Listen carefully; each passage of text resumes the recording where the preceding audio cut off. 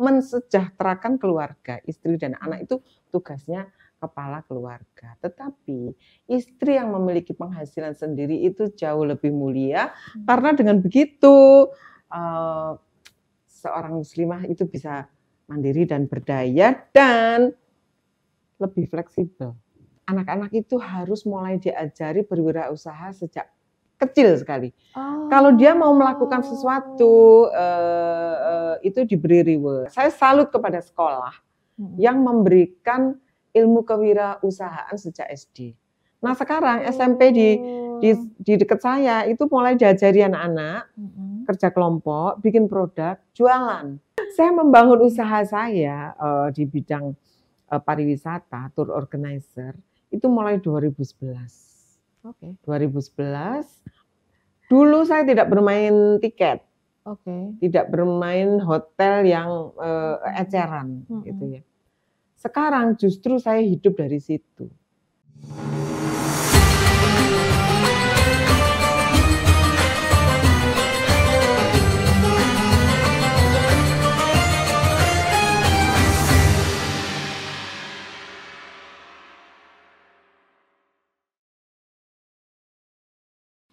Halo Tribuners, Assalamualaikum warahmatullahi wabarakatuh. Kembali bersama saya Didi Cahya di sini, yang kita akan ngobrol tentang dalam Ramadan wanita dan Islam.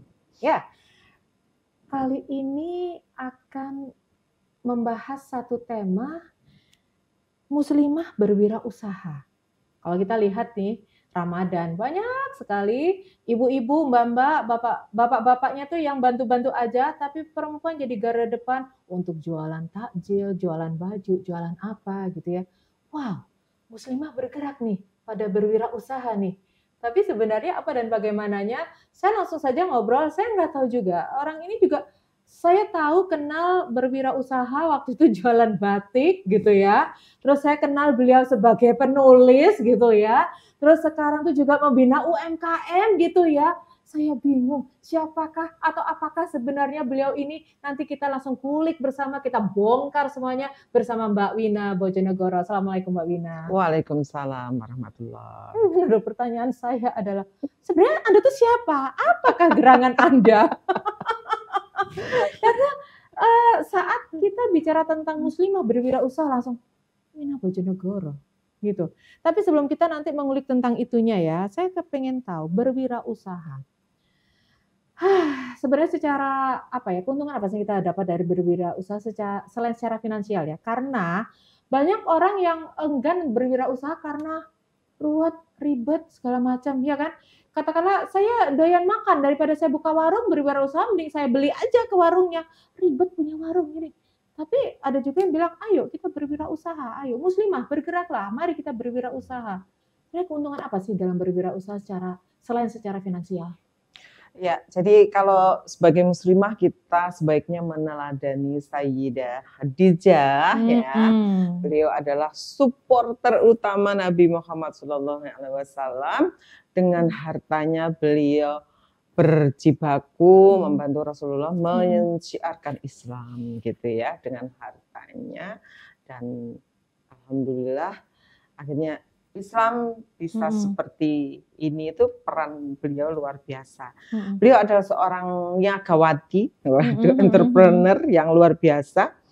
Dan saya kira sebagai muslimah kita mencontoh beliau gitu, karena dengan berwirausaha itu kita jadi mandiri kan Kak. Sebagai perempuan kita mandiri, ya memang mencari uang itu adalah tugasnya laki-laki ya, untuk menghidupi. Bukan hanya menghidupi ya, mensejahterakan keluarga, istri dan anak itu tugasnya kepala keluarga. Tetapi istri yang memiliki penghasilan sendiri itu jauh lebih mulia karena dengan begitu seorang muslimah itu bisa mandiri dan berdaya dan lebih fleksibel. Fleksibel dalam hal apa nih? Di dalam banyak hal. Misal nih ya, Mbak Didi pengen rambiku kok ngene wae, pengen ganti. Tapi sungkan sama suami karena duitnya pas. Tapi kalau punya penghasilan sendiri, loh, uang istri adalah milik istri, uang suami milik istri, itu kalau dalam Islam ya. Uang istri milik istri, uang suami milik istri.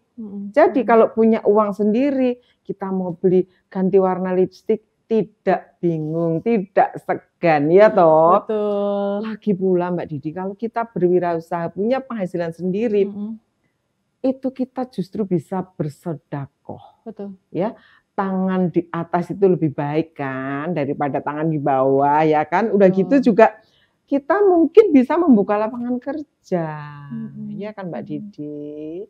Dan kalau kita berwirausaha itu kita bisa apa ya istilahnya, membuka jaringan. Nah, baik jaringan sebagai kita sebagai penjual, reseller yang sekarang zaman digital, semuanya bisa dikerjakan dengan online, ya kan? Betul. Kita bisa menjadi reseller, bisa menjadi afiliator, tidak dengan modal, ya kan?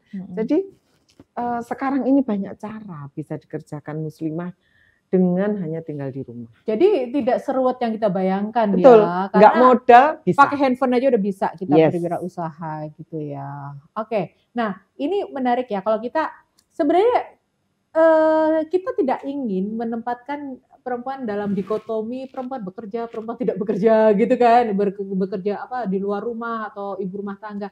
Tapi sebenarnya ada nggak sih bidang-bidang khusus atau usaha-usaha khusus yang sebaiknya atau idealnya dilakukan oleh ibu-ibu rumah tangga. Terus misalnya ada perempuan yang bekerja tapi juga pengen berwirausaha, tuh kira-kira usaha apa? Selama ini yang Mbak Wina jalani atau pernah Mbak Wina apa namanya ya mentorin ke orang-orang itu apa aja? Wirausaha seperti apa? Gini. Kalau perempuan ingin berusaha misalnya tidak punya modal, itu tadi kan caranya ada. Bisa menjadi afiliator, bisa menjadi reseller gitu kan. Atau bermodalkan kemampuan atau kecerdasan, itu bisa jualan loh Mbak Didi. Jualan kursus online, ya itu kan? termasuk wirausaha juga betul. Sekarang ya. Jadi misalnya aku bisa nih pakai Canva, bisa nih pakai desainer yang lain ya. Kalau kayak suamiku itu kan bisa pakai yang lama itu apa Corel Draw dan segala macam. Itu bisa jual desain. Dan bahkan foto, kemampuan memotret dengan HP bisa jualan kelas. Saya pernah ikut kelas loh, bayarnya 99.000, semuanya lewat WA. Yang ikut tuh satu angkatan tuh 70, 50. Dan saya adalah angkatan ke-18 atau berapa gitu. Berapa duit yang sudah dikantongi si Mbak itu, Mbak narasumber itu, ya kan? Aja. Terus kalau kelas menulis, nah ini yang saya lakukan sejak pandemi ya, kelas menulis online. Pertama lewat WA, yang kedua dan seterusnya lewat Zoom, ya kan? Menulis itu kan mau macam-macam, ya kan? Terus apalagi ya yang bisa produk digital, bikin e-book. Bikin e-book itu juga itu dari kecerdasan dan kemampuan profesional gitu ya. Terus apalagi ya? Parenting. Parenting itu ternyata bisa dijual lewat kelas-kelas itu. Jadi ada kelompok yang anggotanya cuma 10 gitu ya. Narasumbernya siapa? Bayar 50.000 sekali Zoom itu 50.000. Terus saya juga barusan beli e-book. E-book itu hanya berapa? 17.000 gitu ya. Tapi yang beli ternyata ribuan. Kalikan aja. Nah, kayak gitu ternyata. Itu bukan hanya produk yang nampak ya seperti ini ya. Ini juga produk UMKM tetangganya Oma Fatma. Tetapi juga produk kecerdasan, keterampilan. Jadi memang ada yang bisa dilihat, visible, bisa dipegang gitu ya. Tapi ada yang memang sifatnya keilmuan gitu ya. Bahkan saya pernah ketemu dengan orang yang dia itu suka sekali baking, bikin kue gitu. Yang dia ya bikin kelas anak-anaknya itu yang support untuk digital, technical ya kayak apa ya ibunya duduk manis ngajarin kayak gitu itu juga bisa dijual. Loh, jadi bisa dari rumah juga ya. Ada lagi Mbak Didi, kelas merajut tuh bisa online ternyata. Bisa ya? Jadi kalau misalnya Mbak Didi itu perajut bisa merajut, itu bisa dijual kan lewat online. Bahkan sekarang di Papua tuh ada laki-laki merajut. Itu online yang nonton tuh ratusan. Laki-laki merajut, selain dijual produknya, dia bisa dapat cuan dari TikTok. Kemudian dia juga bisa membuat kelas merajut online. Jadi media sosial jangan cuma buat joget-jogetan aja ya. Tapi bisa untuk berbagi ilmu dan itu bisa mendatangkan pundi-pundi uang juga buat kita, menambah kesejahteraan kita. Nah, ini kadang-kadang kalau kita melihat ya, perempuan itu kan sosok yang sibuk. Kalaupun dia tidak bekerja di luar rumah, dia adalah seorang istri, seorang ibu, kadang-kadang juga seorang anak masih merawat orang tuanya yang sudah sepuh. Kadang-kadang gini, emang aku ada waktu untuk berwirausaha. Sebenarnya padahal wirausaha itu bisa dikerjakan dalam kondisi sesempit mungkin. Berarti kan dia tak kenal maka tak sayang. Dia belum kenal dengan wirausaha itu sendiri. Sebenarnya kapan sih kewirausahaan itu lebih baik dikenalkan kepada orang-orang, terutama kepada perempuan kaum muslimah? Itu sebenarnya idealnya kapan? Sejak dini, sejak anak-anak. Sejak anak-anak? Iya. Jadi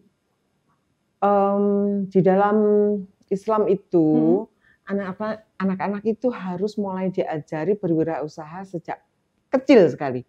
Kalau dia mau melakukan sesuatu itu diberi reward ya. Itu bagian dari pelajaran entrepreneur. Diberi reward. Kamu bisa melakukan ini, nanti kamu dapat upah. Gitu ya. Dapat upah misalnya taruhlah 1.000 gitu ya. Selalu ada reward. Nah, saya melihat di sebuah di Facebook, di TikTok, di Instagram itu ada anak kecil yang kita tahu semua yang cantik, cerdas itu ya. Itu dia sudah diajari wirausaha dari umur 5 tahun. Sampai dia udah tahu inflasi kan. Karena itu didikan orang tua bahwa anak itu memang sejak mula harus diajari bagaimana menggunakan uang dengan benar, dengan bijaksana. Jadi sejak kecil dia harus diajari berwirausaha. Saya salut kepada sekolah yang memberikan ilmu kewirausahaan sejak SD. Nah sekarang SMP di dekat saya itu mulai diajari anak-anak kerja kelompok, bikin produk, jualan. Padahal dulu waktu kita sekolah nggak boleh loh jualan di sekolah, itu nggak boleh. Kasihan Pak Kantin, kasihan Bu Kantin. Anak-anak sekolah nggak boleh jualan. Emang beda pendidikan anak-anak zaman dulu sama sekarang beda. Sekarang malah sejak dini mereka dikenalkan untuk membuat sesuatu, menjual sesuatu. Emang paradigma pendidikan itu beda ya zaman dulu sama sekarang. Dulu itu hujan-hujanan nanti masuk angin gitu kan. Terus jangan main pasir nanti kotor. Sekarang iklan sabun cuci itu berani kotor itu baik. Jadi sekarang emang harus sejak dini diajar karena persaingan hidup di dunia pekerjaan ketika kita sudah dewasa itu luar biasa.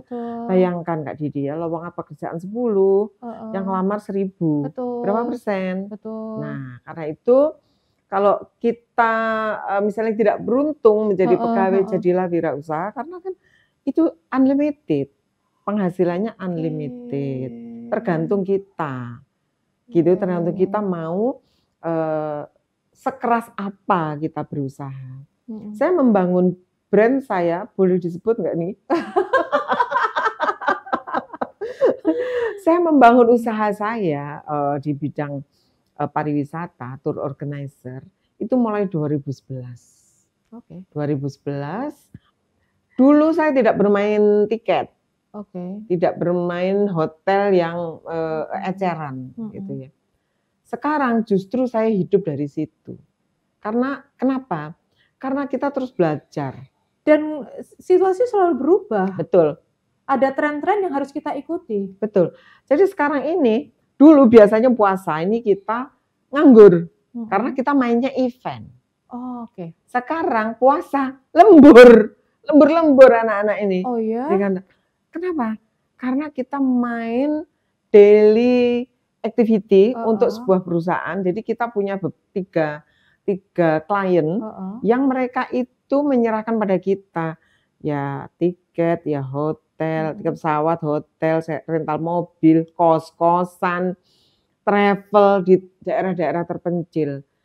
Itu semua membuat kita sibuk, bahkan mau lebaran ini teman-teman nggak tahu nih apakah bisa istirahat dengan tenang. Jadi berwirausaha itu adalah belajar terus tiada henti. Dan kantor kita ini ada di HP, ini 24 jam nggak boleh mati. Sahur, sedang sahur di telepon customer, ada tambahan tiket Mbak 10 ke Gorontalo.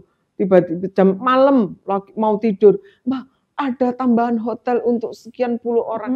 Nah, dulu kita nggak pernah kayak gitu Mbak Didi. Kenapa bisa begitu? Karena situasi berubah, kita harus fleksibel ya kan. Kalau menjadi wirausahawan itu harus fleksibel, belajar terus dan jangan pernah merasa cukup, jangan pernah merasa sudah tua. Kita harus terus mengupdate diri. Oke.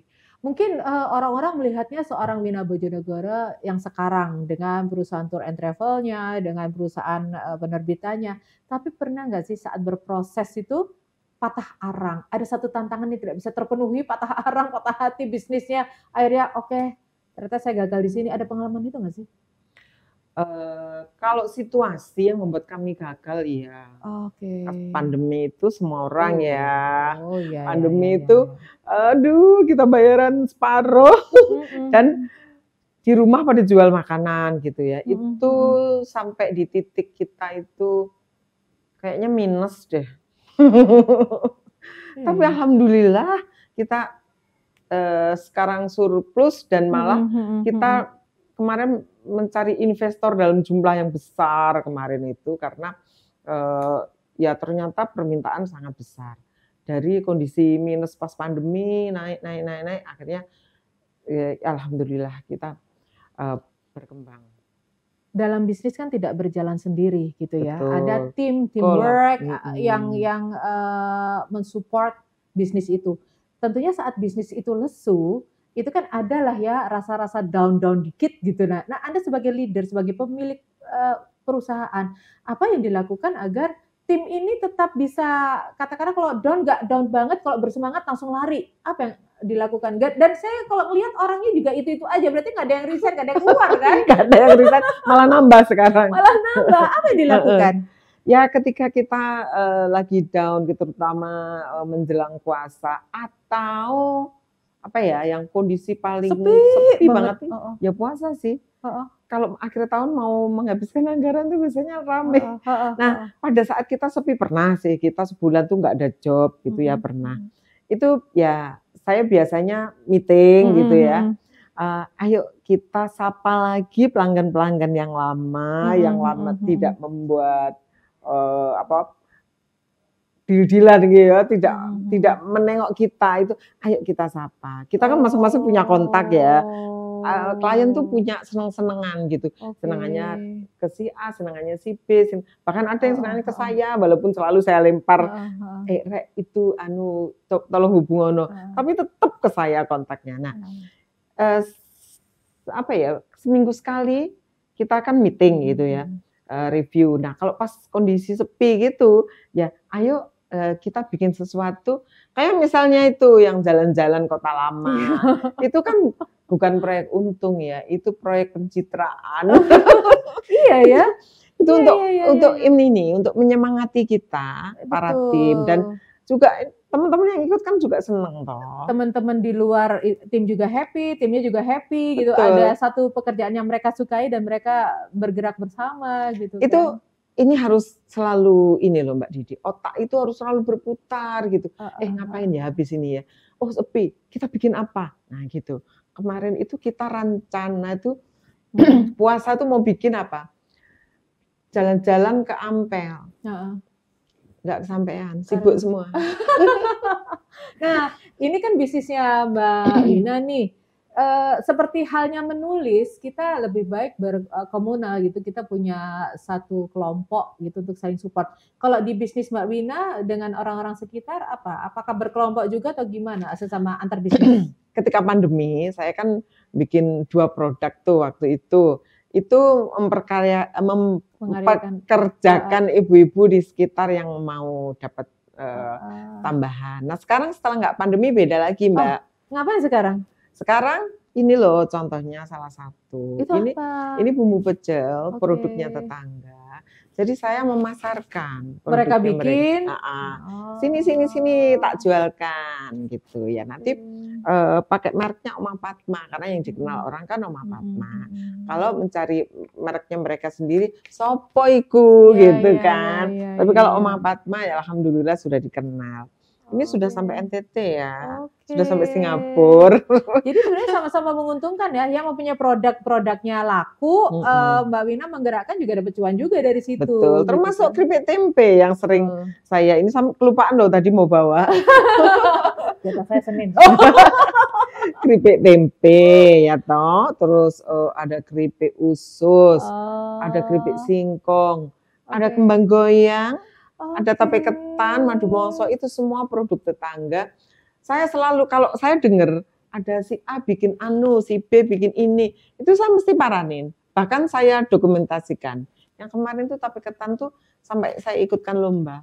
Saya dokumentasikan dari mulai proses awal bikin sampai selesai jadi produk. Saya ikutkan lomba.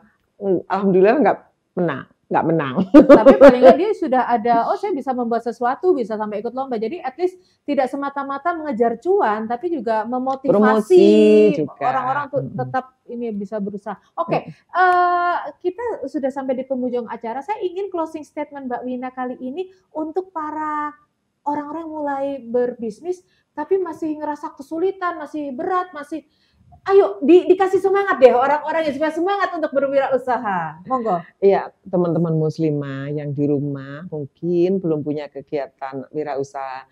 Ayo ikut kelas apapun gitu ya. Kelas apapun sekarang banyak banget dijual di internet. Mau bikin jamu, bikin produk herbal, menjadi reseller produk kecantikan, skincare sekarang banyak banget. Tapi cari yang ini ya, cari yang legal gitu ya, yang dan aman.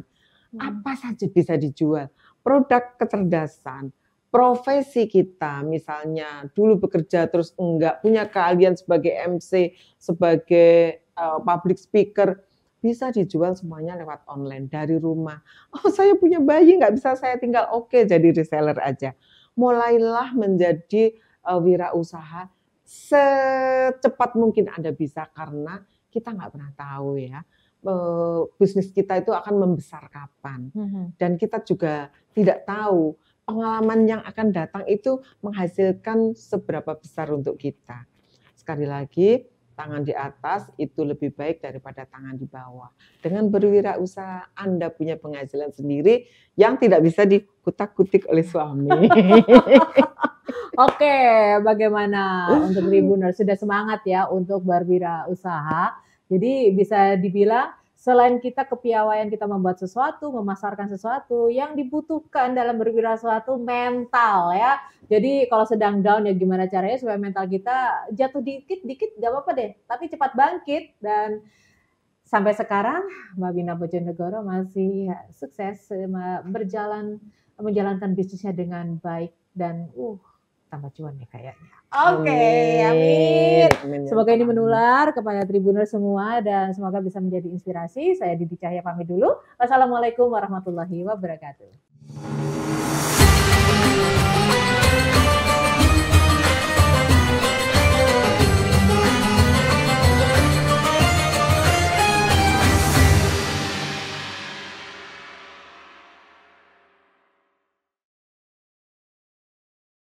Download Tribun X sekarang, menghadirkan lokal menjadi Indonesia.